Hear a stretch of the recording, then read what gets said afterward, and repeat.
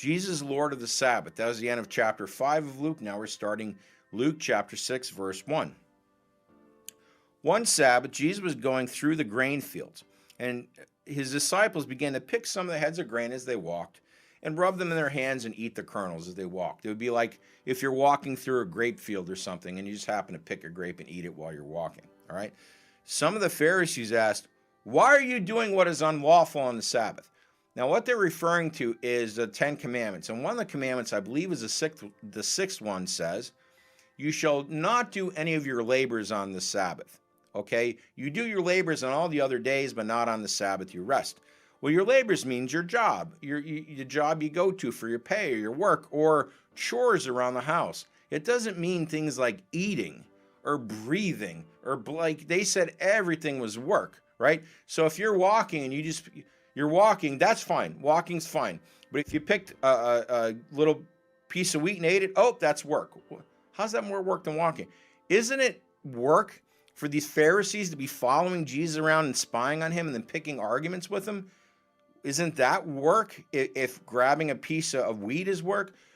They made all the rules to suit their own needs and they use them against the other people. That's why the only people Jesus really verbally went to war with were the religious leaders, not the regular people. The regular people, he said, "Follow me and sin no more."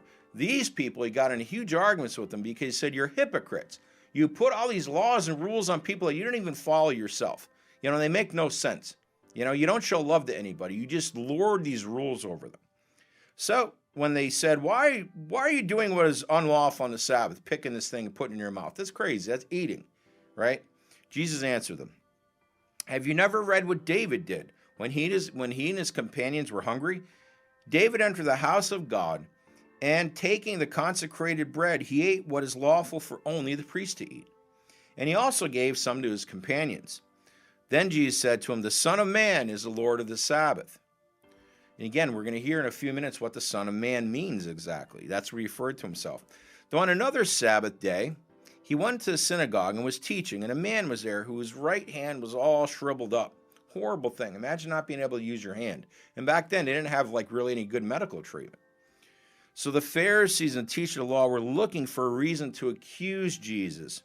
So they watched him closely to see if he would heal on the Sabbath. Again, the commandment says, "You shall do none of your labors, your regular labors on the Sabbath. Save your regular work for the other 6 days. Don't do your regular work on the Sabbath." But it doesn't say don't do good for people or don't eat or don't help people, And Jesus said that in another gospel. It never says don't do good on the Sabbath. You're making all this stuff up. But they're looking for a reason to kill him and get rid of him because they didn't like him. Because he was challenging all that they're doing because what they were doing was wrong.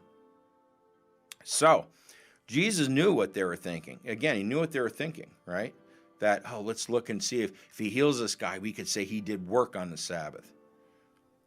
So he knew what they were thinking. He said to the man with the shriveled hand, "Get up and stand up in front of everyone." So the guy stood up like this.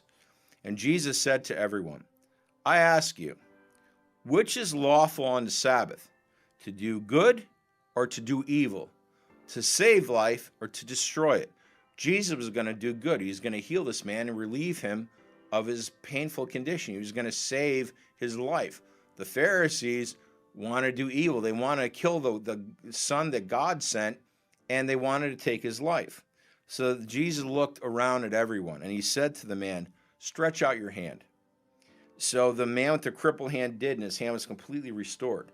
And the Pharisees and teachers of the law were furious at this. If they were really good people, they would say, "This is wonderful. You healed that poor person's suffering." No, now we want to kill you because you healed that guy in a day we said you're not supposed to do that. Okay? So then they got together talking with each other, figure out what are we going to do with this Jesus? We got to get rid of him. The 12 apostles, Luke chapter 6, verse 12.